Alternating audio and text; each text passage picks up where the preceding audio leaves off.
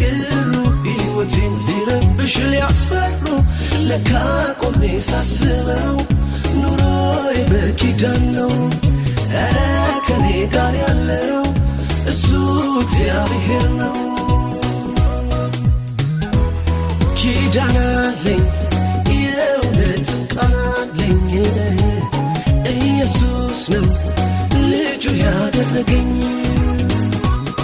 መመኪያዬ የእውነት ተስፋዬ እሱ ላይ ነው መደገፊያዬ ኪዳን አለኝ የእውነት ቃል አለኝ